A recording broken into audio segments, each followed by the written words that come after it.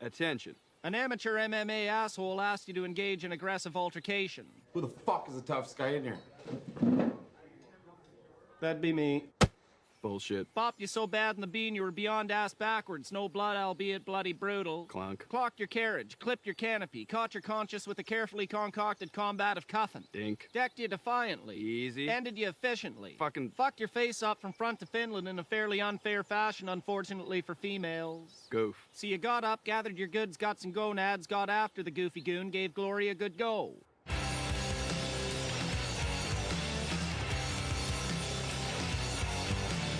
Have at her. Hucked a haymaker. Instantly. Irked the idiot. Jackass. Out-juked the jerk, out-jabbed the joker, out-jammed the juice head. Okay. King Kong threw a karate kick that kind of caught you in the kisser. Loser. But that legend Lady Luck was lingering and left you with only a lovely little lump on your lip. Mint. But maybe mention you may use MMA, Mr. Muay Thai. Nincompoop. Knees are unnecessary. Over it. Okay, onwards. Please. You out-punched the prick, outplayed the peasant, pushed proper pugnacity on the pinhead, left him praying for peace while Peter Piper picked a peck of pickled peppers. Quickly. He got queasy, wanted to quit. Folks were quoted as quietly quipping he looked like a quirky, quackish queen on Quaalude. Right. Roughed up the rook, wrecked his reality, ruined his rep. Super. You socked the sucker, slammed the Sally, secured the scuffle by successfully out-scrapping the skirt. Tremendous. You took over the tiff, out-tangoed the tosser, tough titties on that trade, you twit, no truce. Unreal. Utterly. Violent. Very. Wonderful. Well, whatever. Exceptional. Exactly. Yep. Yeah. Zebra? Zip it.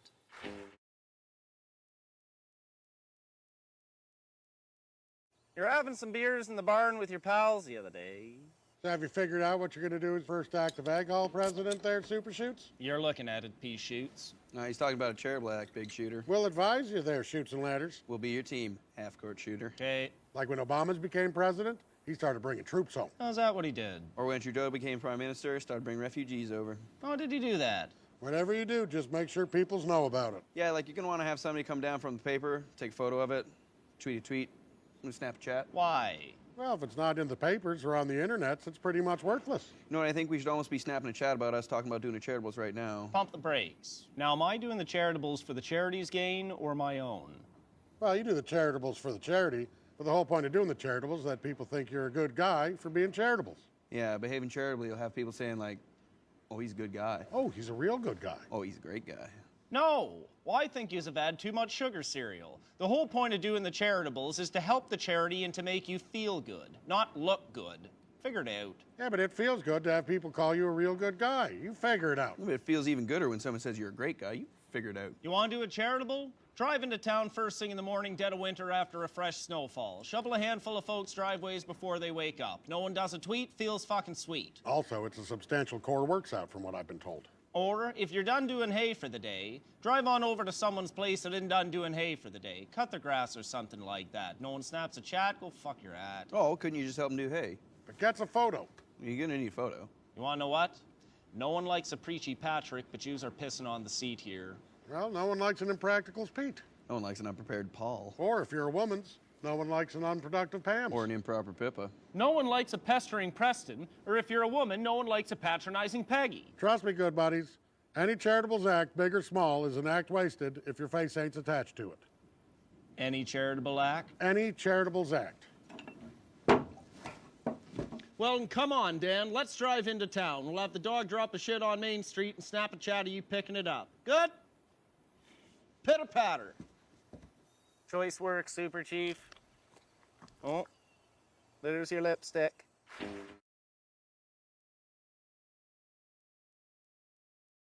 You're out picking stones with your pals the other day. Sundays are for picking stones. Tale as old as time. Would you rather pick stones or pick worms? Well, picking worms is done at night and it can get rather brisk, so I'd say picking stones, because it's in the sunshines. There's been an incident and I'd like to talk about it. Get after it. So pitter-patter, let's get at her. Spit it out, Big Shoots. I seen Stuart's horn. What? You seen his impaler? His Bobby Dangler. Well, You seen his PhD? His WMD. look, fellas. You seen his friendly weapon? His sticky grenade. His ground squirrel? Yeah, I seen his ground squirrel. You seen Steer's middle stump? You've seen his custard slinger. Well, I'm coming up the stairs. He's coming out of the bathroom, just naked as a jaybird for some fucking reason. I round the corner, and yeah, I seen his... His hollow point. His hard drive. Well, his floppy disk is what I seen, yeah. Well, what's the evaluation? I'd hear an assessment. You wanna what? Look like a tall boy can of Red Bull hanging there. No. Look like a tube of tennis balls hanging there, a 4-pack. Shut up. Looked like a fucking policeman's flashlight from the 1980s hanging there. You're joking. That is no joke.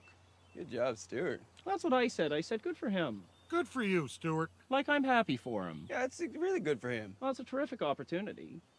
Good for you, Stuart. Pump the brakes. Stuart isn't a really big dude.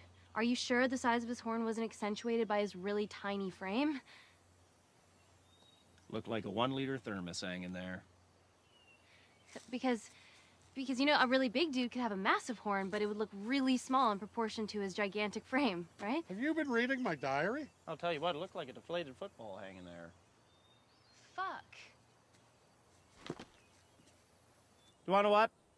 There's such a thing as too much horn talk, and a fellow ought to be fucking aware of it.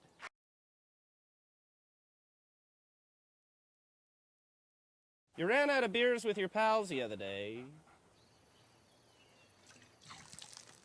What, do you have some kind of drinking problems? What's the problem, Dan? That's alcohol's abuse. Well, to be fair... Oh, don't say to be fair. I hate when people say to be fair. It sounds like, to be fair. To be fair.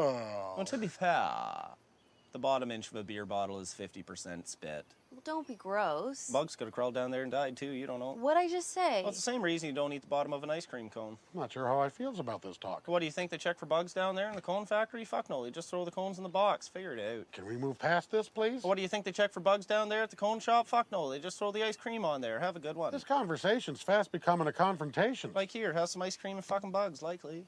What do you do with the bottoms with the ice cream cones? Well, you throw it on the fucking ground, Dan. You let the bugs eat it. It's the circle of life. Didn't you never see The Lion King?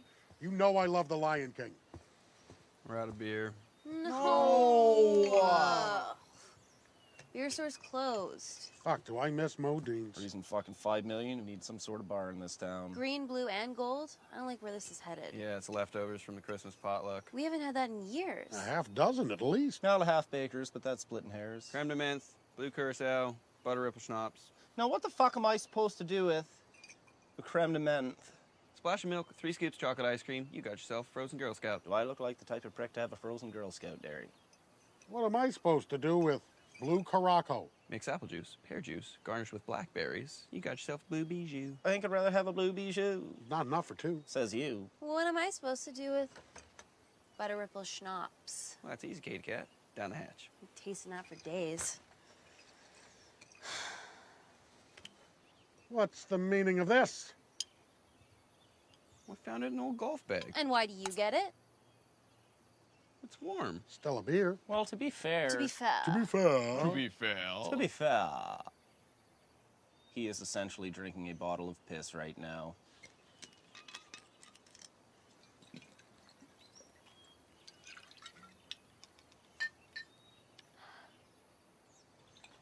Now, you're no mixologist, but your best bet here is to mix them all together into what you call donkey juice. However, to be fair, donkey juice will make you spit.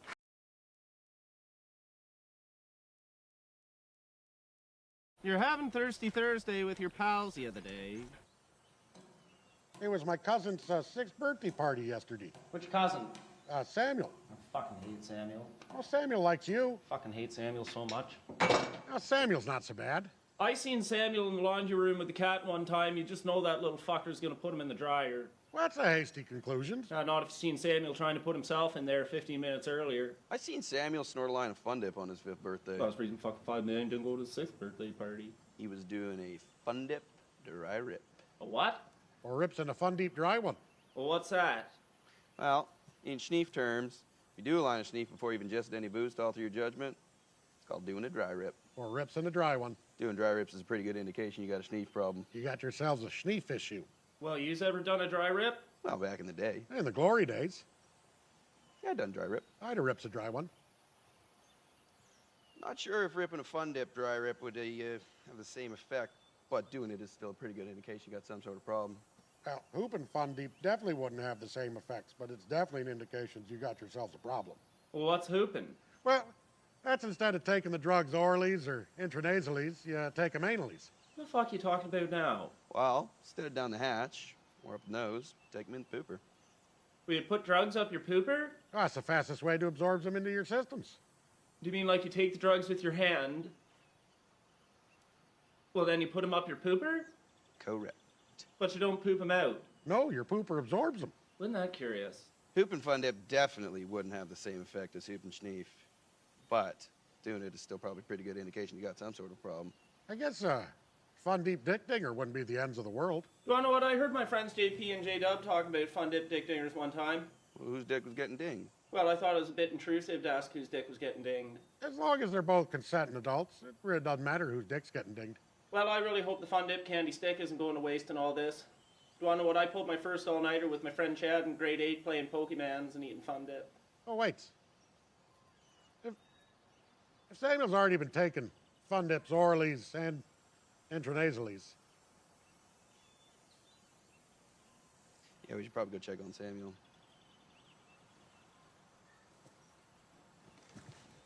Oh, I fucking hate Samuel so much.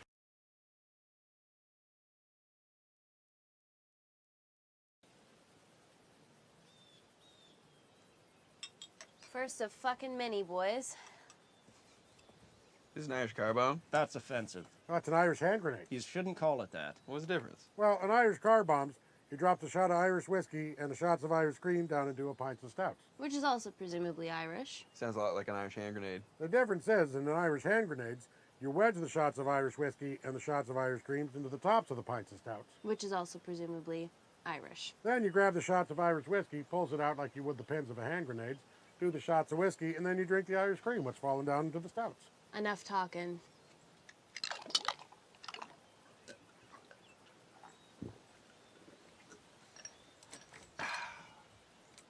That's a good shot. It's a really good shot. Well, it's a great shot. You should just call it something different is what I'm saying. Why? Yeah, it's just the names of the drinks. You want to know what? Go over tell somebody who grew up in Northern Ireland in the 1970s that. Go ahead and try and tell them that. Oh, here comes Wayne, the St. Pat's poopy pants. Well, I don't want to be a St. Patrick's Day poopy pants. All I'm saying is that we're missing the mark here. Well, here he comes to poop the party. Well, here's a scoop, and I'm going to tell you. Every single year we have this nice St. Patrick's Day party at our very own Ag Hall, and every single year D-gens from up country come up and they fucking ruin it. You got the hockey team running securities this year. Not sure how I feel about Skids DJing though. I agree, because agricultural halls are for... Agricultural music. Go clean your bum, poopy. All I'm saying is that it's a little bit hypocritical for us to be mad at D-gens from up country for not respecting our St. Patrick's Day party when we ourselves are not respecting St. Patrick. I'm just saying if somebody's got their fucking day, give them their fucking day. You weren't even religious. Who's got that kind of money? Well played. Yeah, but I hear they likes to get pretty banged up in Ireland today, too. I heard they like to get pretty banged up in Ireland most days. St. Patrick's Day should be about, well, shit St. Patrick did. Like what? Well, he drove the snakes out of Ireland, for one. They never had no snakes in no Ireland. I was never told they had no snakes in Ireland. No, snakes is a metaphor for Druid priests. It's a metaphor, you see. The Druid priests inhabited Ireland before the Christians did, and they believed in, like, animal and fucking human sacrifices and shit. Sounds like something Joe Rogan might do. He's a pretty good guy. Oh, Joe Rogan's a great guy. Yeah, Joe Rogan is a great guy. I wonder what Joe Rogan would do. Well, probably some DMT. Well, I guess there ain't no reason to get excited, and well, I'm starting to get a bit drunk. Well, there you go, poopy. I suppose as long as everyone's having a good time, there ain't no reason to be a poopy pants.